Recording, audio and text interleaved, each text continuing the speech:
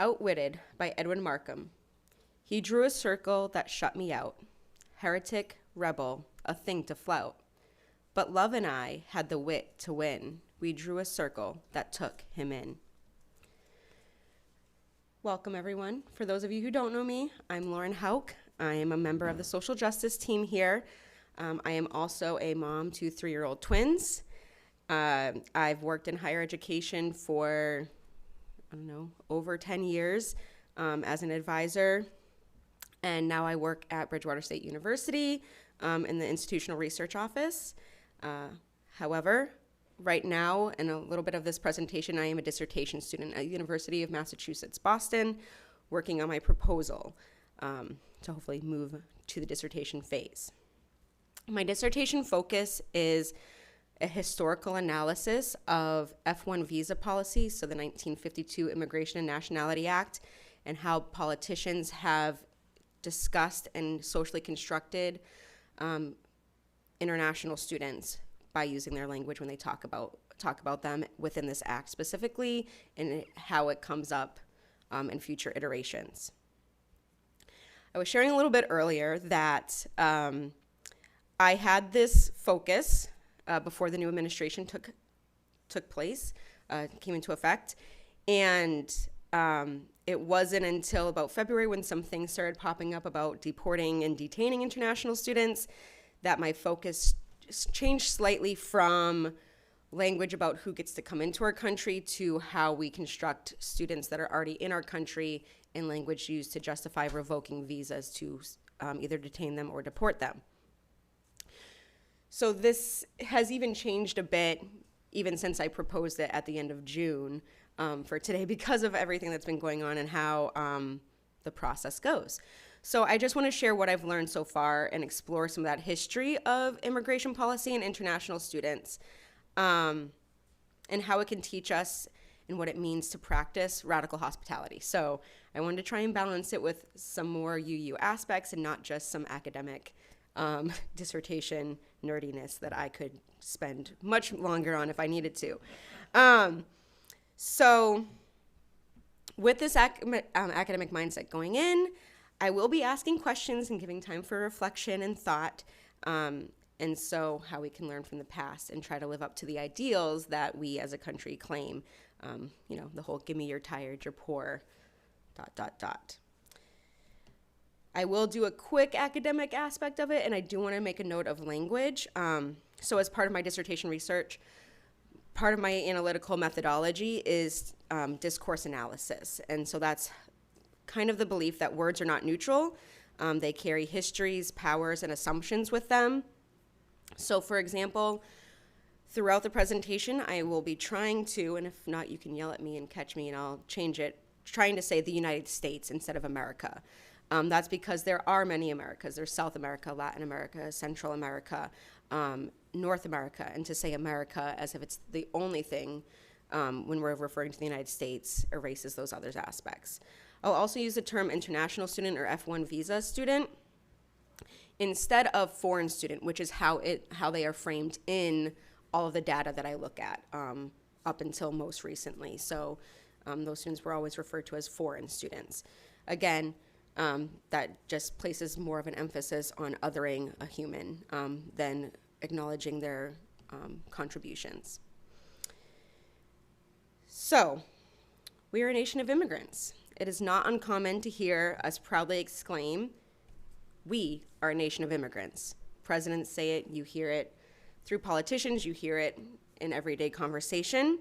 And while that isn't not true, I do want to acknowledge that it cloaks a more complicated history of our country's demographic makeup. But the underlying message, and for our presentation today, that immigration has been a major constant in the history of the country is accurate. However, it wasn't until the end of the 19th century that immigration became really the contested topic that it is today that we are used to debating. And so before I really even talk about the F-1 visa and international students, I do want to give a bit of historical context. Again, that's my little niche of immigration and immigration policy. So for the history, basically going all the way back to before independence, we started thinking about who we would be. And so after gaining independence at the end of the 18th century, a central priority for the founders in the United States was framing an American identity. And this identity was necessitated through the assimilation and was synonymous with being white. The Naturalization Act of 1790 established rules for U.S. citizenship, declaring that any free white person could become a citizen after 2 years in the country. During the initial decades of the United States, the country did have an open door stance on people coming in.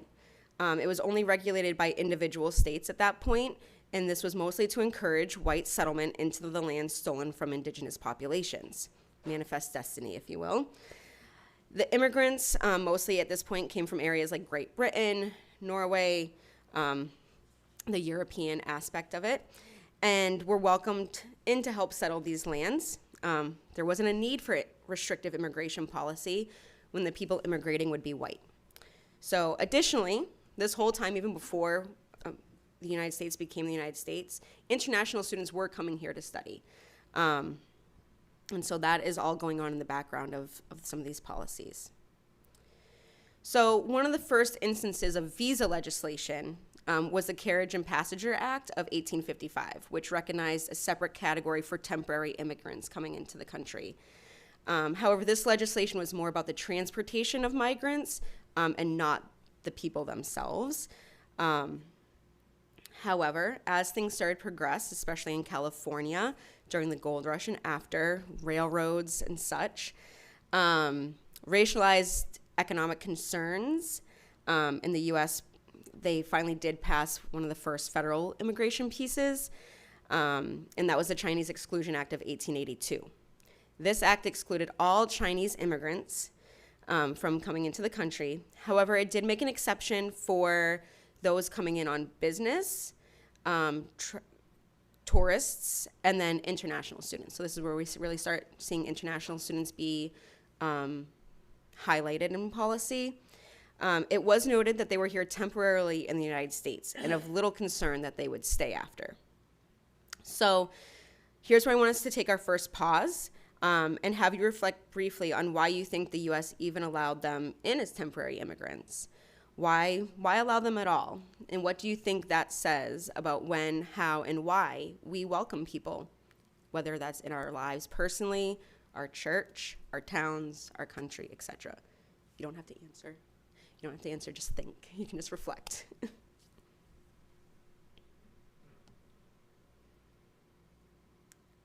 So as you're kind of thinking about that, I did want to work in a short meditation. I'm definitely nowhere near as good at this as Natalie or Reverend Bo. However, just wanted to give it a shot. So if you would, close your eyes or lower your gaze if you're comfortable. Think back to a time when you felt truly welcomed. A time when you walked into a room and felt seen, accepted, safe. Notice how that welcome felt in your body, in your shoulders, in your heart, and in your breath. Now, imagine offering that same welcome to a stranger who knocks at your door, unsure if they belong. Imagine creating a space where they can feel that same safety, that same belonging.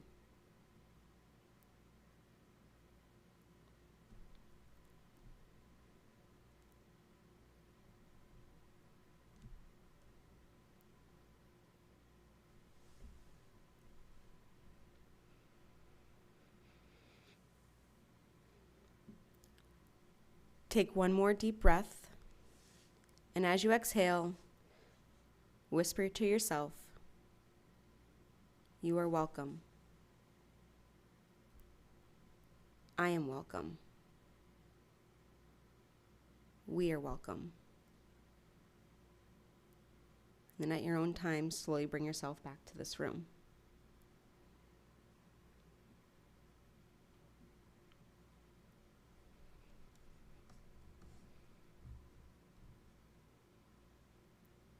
this is how we can start to think about and beginning practicing radical hospitality. And so that's how we're going to start kind of weaving it into some of this narrative. Now back to the history aspect of it. In the early 1900s, the backdrop is still the Chinese Exclusion Act. There's nativist policies being enacted and nativist political parties running. And the beginning of the eugenics movement is also occurring at this time. However, there are more and more international students coming to the United States to study. It's during this time that organizations such as the Institute of International Education and other advocacy groups were formed to advocate for international students to feel welcome at U.S. universities.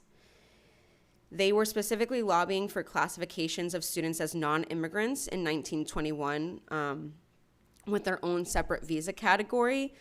So they would be exempt from number quotas that had been enacted by other racially influenced immigration legislation, such as the Immigration Act of 1917, the Emergency Quota Act of 1921, and the Immigration Act of 1924. A lot of what these acts did was limit the number of immigrants that could come to the country from non-European countries. So there was a quota placed on who could come in to the country. And so the lobbying of these groups made it so international students could be exempt from those areas above the quota if they had already reached that limit. So while these acts exempted students, it was still made clear in Congress by politicians and those running the country at the time that it was only because these students were temporary that they were exempt. In some of my research, there is even one congressman that has stated, we welcome their travelers and their students, but for citizenship or permanent residence, I am opposed. There's also many times that they discuss being extra vigilant about female international students that come in to make sure they don't get pregnant with a United States citizen and what to do about that. So that's where some of these discussions about U.S. birth citizenship comes into play as well. So I want us to take our earlier reflection about how we welcome people a bit further now and ask the question, again, you don't have to answer, just think it to yourself, is our hospitality conditional?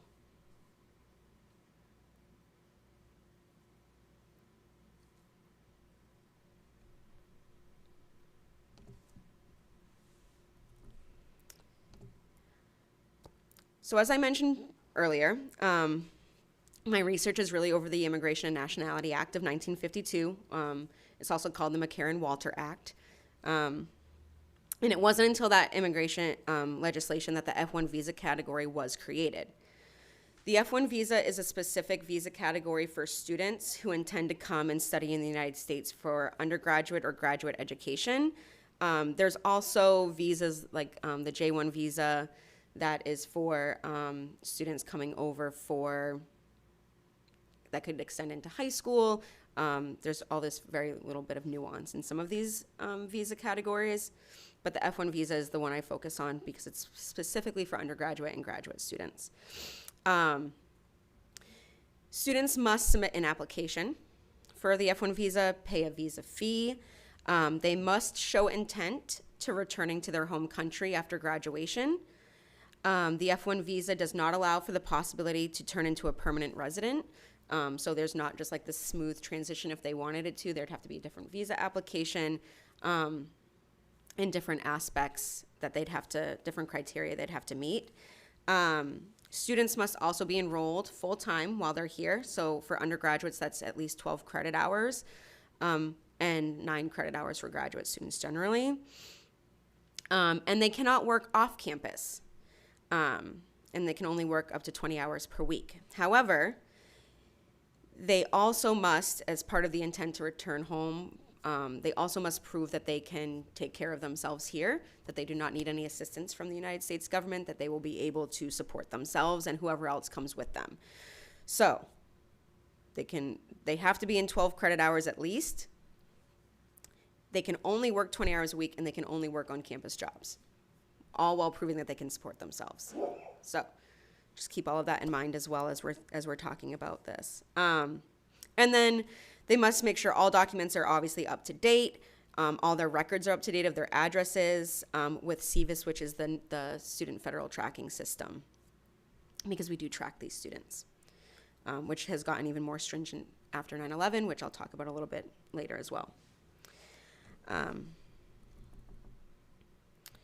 So I know we were kind of chit-chatting before this started, but for my dissertation, I am examining congressional hearing transcripts from 1949 to 1953-ish, and then the early 1980s, so like 1978 to 1983-ish. Again, it's one of those things that's in fluctuation as I delve into the documents a little bit more.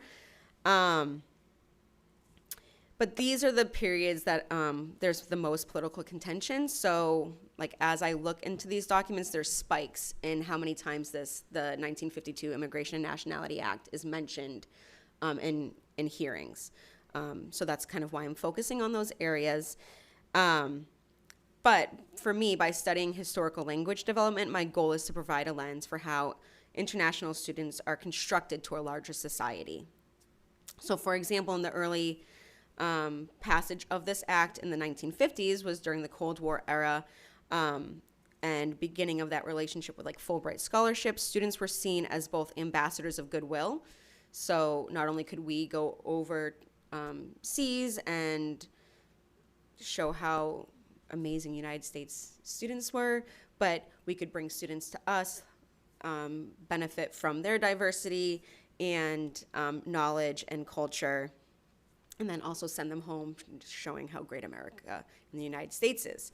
But it was also the time of McCarthy, and they could also be seen as potential spies and threats. So this is where I have another kind of reflection of, well, actually, I'll throw one more example in there. I also look at the late 1970s to show that this is across all political spectrums. The 1970s, Jimmy Carter is president. We had the Iranian hostage crisis, and it was also discussed about deporting Iranian international students at that time because of everything that was happening. So this happens across all political spectrums as well, and there's this dichotomy and balance of how international students are framed based on kind of what's happening. So the next reflection I kind of want us to think about is, what does hospitality look like if it's mixed with suspicion?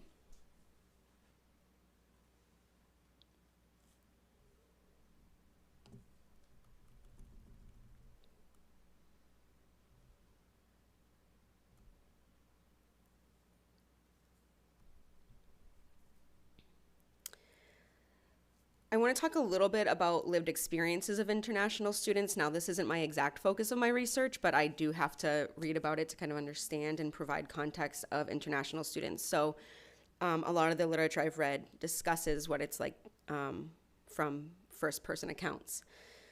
A lot of those first-person accounts describe how the F1 visa process is an incredibly cumbersome and stressful process for students at all stages, from application through graduation. So a lot of students report being scared of when they apply for visas and having to do interviews, expressing concerns that those interviewing them will not think they speak English well enough to be able to come to the country. There's concern, and again, this isn't just currently, it has been through other periods of United States history, concern of how they'll be viewed when they come to the country. Depending on how they look, how they speak. There's the experiences in the country of trying to maintain compliance. So again, if there's a lot that goes on in a university, and Alan, you can kind of attest to this. So there's a lot that happens, and I know this personally as being an advisor. So students enroll for at least 12 credits, again, if they want to be full-time as an undergraduate student. We always recommend more than that, especially the first week in case students need to drop a course, withdraw from a course. Now, if you're an international student and say you're only enrolled in 12 credits, maybe you're also an athlete. A lot of students in my old institution or international students because they don't have college athletics there, so they have to come to the United States if they want to continue playing if they're not good enough to go pro. So they only enroll in 12 credits to stay full-time to meet compliance, but they also know they have to do their athletics. They also maybe have to work, and they want to be able to balance that. Plus, they have eligibility to be here for 5 years, so they wouldn't have to be enrolled in more than that to be able to graduate in 4. Say they're getting a D in math, and they don't want to get that D in math because it'll affect their GPA, which could affect their academic standing, which would impact their graduation or impact their visa status and their compliance. Well, they can't drop out of math because then they would be below full-time credits, and then they could be deported. So there's a lot of this stress that goes on for international students in trying to maintain all of this on top of just being a human, going to school, being an athlete, working, and being a college student, which is stressful. So there's these underlying stressors for international students that we don't necessarily always hear about. On top of all the racialized experiences that a lot of international students face, and then all the way up through graduation and looking for jobs afterwards. So, for example, I kind of touched on it, but students have to apply for another visa type if they want to stay in the United States after graduation. And it is only, again, there's like a very special exempt for students to be able to do that immediately after graduation and not having to return home. So, in the 1980s, another reason why I'm looking at this, there is the balance of we need the intellect and the skill that international students and international scholars bring to the United States. However, it can only be in certain fields because otherwise it could be a threat. They could take that either back home and use it against us, or they'll take jobs from actual United States citizens. So there's always this balance that we kind of see in the language used to describe students and why some visa policies are the way that they are. So the one for after graduation, you need an H-1B visa if you're going to stay in the country. And in the 80s, with the Immigration Reform and Control Act, it was passed that students have to leave the country after graduation for at least 2 years before they can apply for that, unless they're in one of the exempt categories and can apply just immediately after graduation to stay. So, again, that's a whole other dissertation topic. That's kind of where it started. Trickle down. Giant rabbit hole. So the first Trump administration happened, and that's in COVID, which exacerbated some of these fears that there were threats of deportation if classes went online. So that was one of the main things that the first Trump administration threatened, was that if you're an international student and classes are fully online, you're going to have to go back home. You can't be here. That was stayed versus lawsuits. So that didn't actually happen, but it was threatened. So now, as we know, students are being deported for small clerical errors, being a credit short, if CVIS isn't updated correctly, if there's a technical glitch and addresses aren't updated, there's not really a lot of leeway. So, as I mentioned earlier before this started, as we've seen with Secretary of State Marco Rubio, he cited the 1952 Immigration and Nationality Act as justification for being able to detain and deport international students for how they think, believe, act, speak, and write while they're in the United States or even abroad and trying to come back. So one of my last reflection questions for us is, how hospitable are we if the people we are welcoming live in fear that that hospitality will be withdrawn at any moment?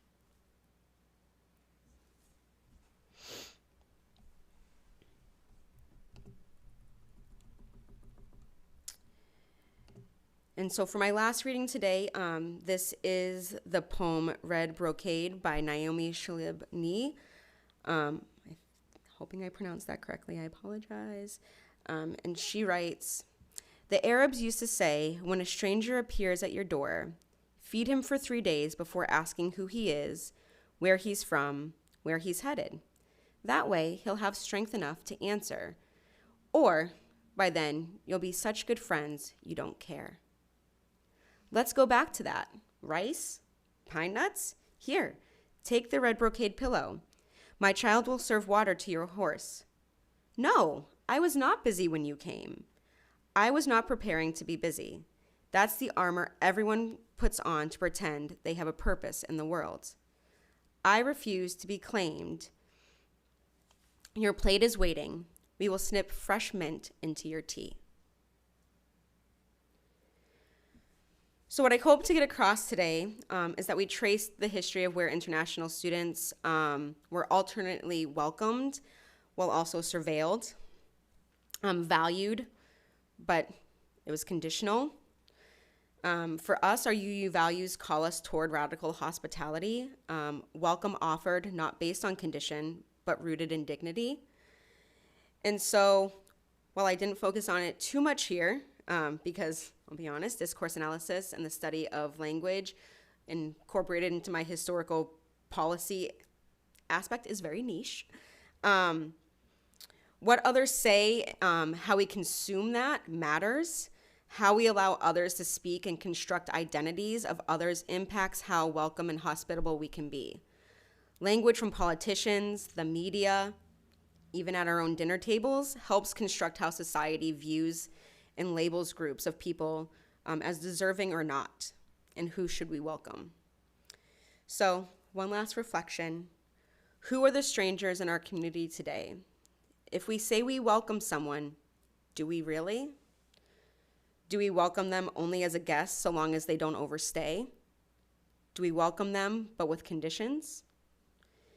How can we embody welcome that is not revoked? So I'll leave you with that as I read, and do I extinguish the chalice now or after discussion? After? Oh, okay, so I'll have that after. So I'll leave you with that thought, and that's what I have for today.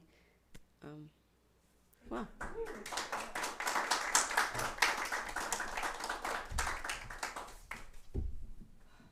Okay. Just hang on, Bill. Topic that is more of the moment, not only for us as you, but as for our country.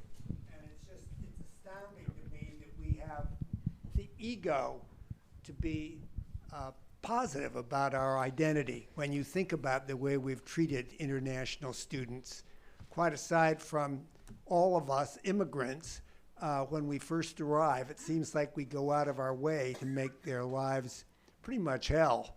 I don't know, what is your feeling having studied this, Lauren? What is your feeling about our country and our esprit or feeling about ourselves? So it's really hard, right, as a historian, and seeing everything going on now about the Smithsonian and how we have to be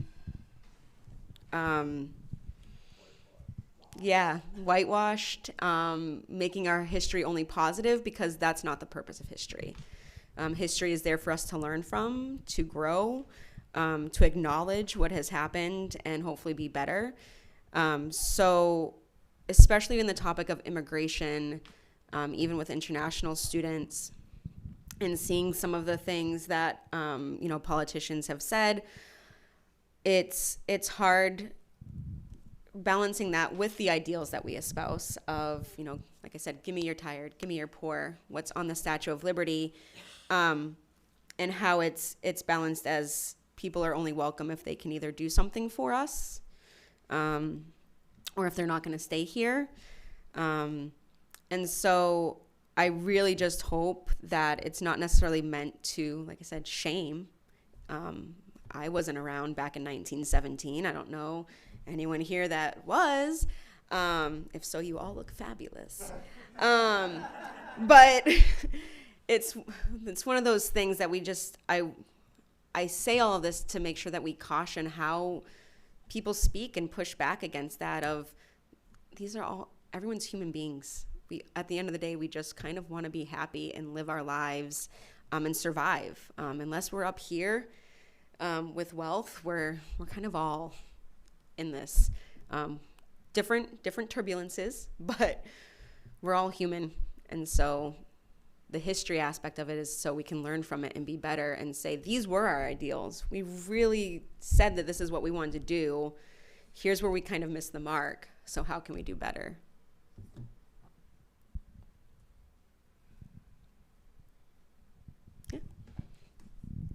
I could ask at least a dozen questions because this is fascinating. So which one to start with? Well, maybe a fairly straightforward one. But have you looked at how U.S. policies have compared to those, for instance, in Europe and in universities and countries around the world? And are we in any way more or less self-interested and welcoming than what we're seeing in other parts of the world? Yeah, I haven't done that a ton outside of some literature where I read about how international students are kind of viewed or welcomed in like Canada, Great Britain, some of those other major countries that are the main recipients of international students. Again, that's a whole other dissertation topic that I could spend years on. And who knows, it might happen. But especially recently, even more recently, other countries' policies are becoming more lax in order to welcome students. And they're recognizing that international students are not necessarily, the United States is not the only option for greatness anymore in an English-speaking world. There's other places that they can go, and places like Australia, Canada, England are kind of adjusting policies to kind of, not whether they're being welcoming to be welcoming, or they're doing it with an ulterior motive of the financial benefit that international students bring to countries and communities, which they do a lot.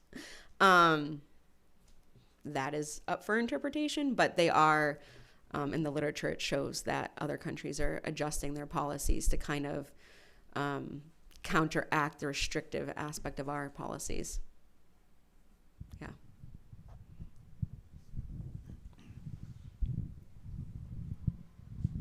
Lauren, this is great.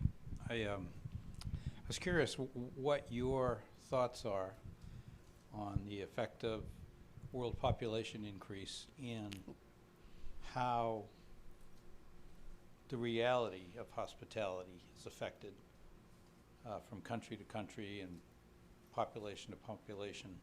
It's obviously caused a lot of movement of populations from one area to another for all kinds of various reasons. And I kind of struggle with how to be able to square things that we talked about, or things that you talked about. You know, give me your poor, give me your tired theory, when the population of the United States or population of the world was 1 billion, and by 30 years later it was 2 billion, and now about 150 years after that it's 8 billion. Mm-hmm. It just seems like that has to have a dramatic effect on what the need for hospitality is and what the capability of hospitality is.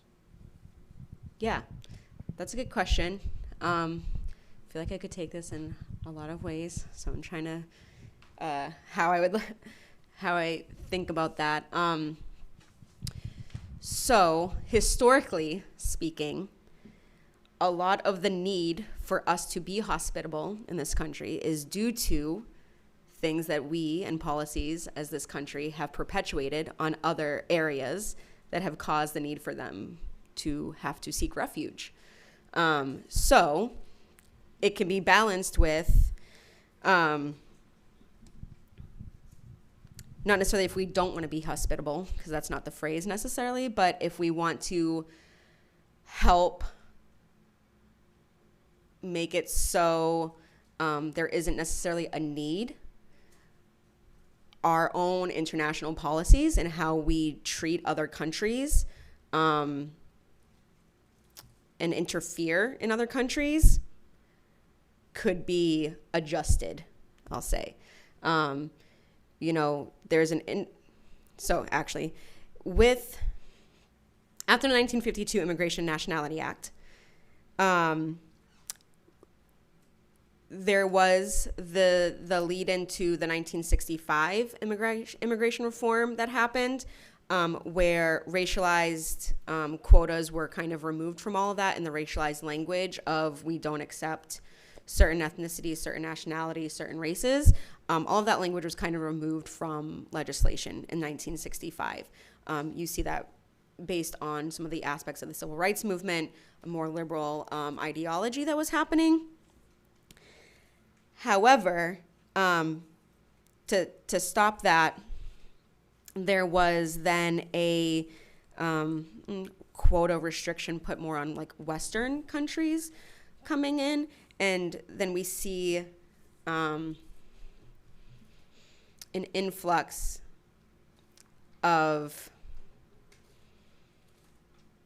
it was just rephrased basically. It wasn't so in your face about how these quotas were managed. And because of that, we see the Western countries having a more influx into the country. So Latin America, South America. And there wasn't a ton of immigration control around that until you get to the 80s and you see Reagan kind of referencing back to how people get here, which is very, again, in discourse analysis and critical race theory talk, very dog whistled. He said, don't come here by boat. Don't, if you're coming over here by the river kind of thing, to reference who was coming into our country. And there's been this very big up and down with immigration policy in our country, and that's contributed to where we are now with some of our undocumented aspects. Again, I don't study undocumented students just because, again, that's a whole other dissertation, and there's a lot of great work being done in that area. All that to say, I don't know if I'm answering your question, but all that to say is, yes, the population is huge. It is different than when all of these laws were enacted and these ideals were framed. However, additionally, we created conditions that have led to those that need to be taking refuge in our country. And so I additionally also will not get on my soapbox necessarily about billionaires, but there's enough financial resources in the world to help solve some of these problems where some of this need for migration isn't as intense. So, yeah. Okay. I think what we're talking about is this issue around scarcity. Mm-hmm. And yes, we have upwards of 8 billion in the world right now, but you're also absolutely right that our scientific research tells us if we redistributed resources Yes. more fairly, we could absolutely take care of the 8 billion. And I think that part of this is thinking globally. Mm-hmm. And that's what the migration, but it's also where the international students Mm-hmm. are coming to our shores as our students are going to their Mm-hmm. shores, because we have a whole population of folks who think globally. Mm-hmm. And that's not happening now, Yeah. Officially. Yeah. So I thank you for doing this work. It's very important. That was a very succinct response, Sarah. Thank you, because again, I had all of the answers in my head and I didn't know how I wanted to direct that. So, I don't want to drag us off topic. I just No. want to expand a little bit. okay. So the next time you go to the doctors, I don't know, some of us go to the doctors quite often, and quite a different lot of doctors. Yeah. Read the walls and the plaques on the walls. Where did those doctors study? Mm-hmm. All over the place. Mm-hmm. I can speak personally. I did that. It's like, not a doctor, but Yeah. should have been maybe. But I think it goes back to thinking globally. A lot of the people that we go to for services studied someplace else. Mm-hmm. Mm-hmm. Yeah, and I definitely wasn't implying with the aspect of conditions and benefits that, we shouldn't necessarily think about what could be brought to us, but international students do bring financial resources with them, because again, they have to prove that they can support themselves here. And not only that, but they do bring a lot of rich, diverse cultural aspects that only, in my opinion, benefit those who interact with them. Two quick things. I grew up in the middle of Manhattan in the 50s, and the Puerto Ricans were a relatively small percentage of the population of New York in the 40s and into the early 50s. And then through some policies of our country, there was suddenly a huge influx of them. Yeah. And I would like to use that as a suggestion that the rational brain versus the emotional brain plays a huge role in this. And what you were talking about feeling threatened, when suddenly there's a bigger percentage, I don't know what that magic percentage is, but when there are suddenly more, people start feeling more and more threatened. And certainly in Manhattan that happened. Yeah. And also, having been on campus a lot of my life too, on campus there really wasn't a problem about where people came from at all, because there was much more interest in what they were interested in and in their particular discipline. Anyway, I just thought, as we think about watching our current administration use immigration and people who are from elsewhere as a convenient way to engage the emotions of a part of our population, it has nothing to do with immigration. They've just been a convenient somebody to use as an enemy. Yeah, and what you were talking about, I touch on a little bit, obviously, because it plays a role in how the policies were crafted and who was crafting these policies. But the eugenics movement and erasure, the fear of white erasure plays into that a lot, in the kind of that comment you made. So it strikes me as I listen to this two things. One is the notion of radical hospitality has never been part of U.S. policy. It's always been driven by some form of self-interest, whether it's to civilize the barbaric world by training, I suspect early on, training ministers and missionaries, or by... I have a whole historical section that I had to cut out because it was too long. Yeah. We're civilizing the barbarians through our university. And at the other extreme, I suspect one of the major motivations for universities now is the fact that international students are more likely to pay full tuition, and so there's a very direct economic self-interest. But it seems to me, in the broader terms, I wonder if this makes sense, is that we've always been going back and forth in the balance between economic self-interest and paranoia. Yeah. And whether as you look at this over time, is it kind of cyclical? Is there a directional pattern? Are you expecting to see a trend in one way or another as you look at this historically?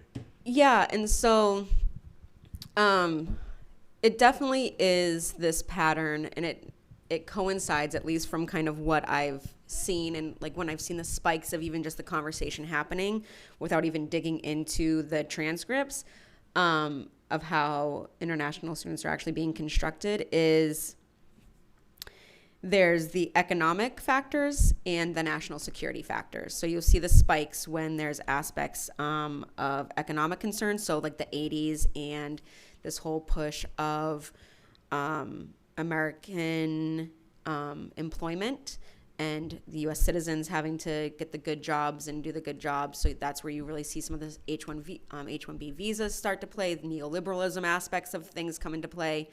So in the 80s, like that's what you see as more of like the economic basis of it. And in the 70s, some of it was discussed based on national security concerns, again with like the Iranian hostage crisis. Obviously 9/11 was a huge national security aspect of why certain things were discussed. CVIS was created. Interestingly enough, I thought I would see a ton of discussion and political contention in my graphs when, like in 2001, 2002 aspects of it. They don't mention the 1952 Immigration and Nationality Act at all. That's when they started with CVIS and other different immigration, and they kind of go away from that altogether. What that means, I don't know. Again, that's probably a whole nother dissertation that I could write. But you do see international students mentioned a whole lot more in congressional debates after September 11th for the national security aspect, and really making sure that we track and surveil who's coming into the country, what they're doing. Obviously, it was kept track before that, but what they point out is that one of the pilots came in over on an F1 visa and didn't go to college. He did pilot school with it or whatever it was. And so that's where the whole need for more intensely tracking people coming in for college specifically happened in the CVIS policy and legislation. And then, like I said, the 50s was more of the welcoming aspect of it, bordering with, communism scares, national security that way. And then now I just think you see all of it subtle, blatant of we need to be concerned about who's coming in based on their ethnicity and nationality because they are from a country that wasn't involved in something but was somehow. COVID, we can't let them in because of COVID. We need to make sure that jobs are for Americans only. So then you see the economic aspect come into it. So right now we're just seeing it all, and then all just very blatant as well so, yeah. It was patterned until it just kind of blew up into everything. Well, thank you, Lauren. This has been wonderful. You're a marvelous person. And I don't know how you do all you do, but I don't think incredible. But anyway, I just wanted to add to what everybody's been saying. Immigration as being in the self-interest of the country. Pretty much every country, I think, feels that way to a certain extent. What concerns me now about the period we're in now is, to me, it's not about economy. Our economy has been great. We have plenty of jobs. That is not, to me, right now, what's going on is ideology. And that, to me, is the most dangerous way to go. And it's blatant. Why are they shipping in people from South Africa are welcomed here, white people from South Africa? They brought in 1,200 people. You're welcome here. It's all ideology right now. The economy, if it were for, I don't think it's about economy right now. It's not about national security at all. He's creating it to be something about drugs and all that. It's bullshit. So, to me, it's all about almost 100% ideology right now. And it's been going on for many decades, or probably forever, but everything you read about it now, it's been leading up to the point where these ideologists, white Christian nationalists, it's a consolidation of white power, and that's what we're in right now, I think. And that's the reason they're clamping down on everything related to anything but natural-born white people. And they're getting there. They got the ICE being built up. There'll be a police state to ship people out. So, this is what it's not a normal time again. All through our history, we've been up and down on immigration for various reasons. But right now, to me, it's pretty open and blatant about what's going on and what our role is there around radical hospitality. I think it's worth another whole discussion. So. Yeah. I would say, because even going all the way back to the Chinese Exclusion Act of 1882, it was pushed by politicians for an economic reason. Chinese laborers were coming in, taking jobs away. The economy was fine in California in 1882, but that's how it was pushed. Again, Puerto Rico, even going back to that, the start of the eugenics movement, bringing in white South Africans to combat white erasure, all of these ideas have been the underscore for a lot of the policy for a very long time. It's just which is why I'm studying the language of it specifically and doing the discourse analysis of it specifically, to look at the underlying messages, who has the power, who's saying what, how are they constructing international students for me specifically, so we can look at that when we recognize, they just said, and this isn't necessarily about international students, but like going to Reagan, when he mentions immigrants that come over by boat, what he really means is someone from Cuba or Mexico, right? And like recognizing these dog whistles, these languages that, these coded languages that really mean something else, to play to ideological fears and the opposite of radical hospitality. And I wanted to throw it in here, and I would say extend the very beginning reading about drawing the circle wider wasn't necessarily just for those that are concerned about immigration, international students, all of that. It's for us too, of who are we in this time, who can we draw the circle around to hopefully maybe bring in as well. So it's also a call for me, I think, not just within the immigration sphere, international sphere, but all. Who can we draw the circle around also? Because I think as UUs, we have to remember that, and that's one of the things that I struggle with radical hospitality, especially during right now. So just an additional thought.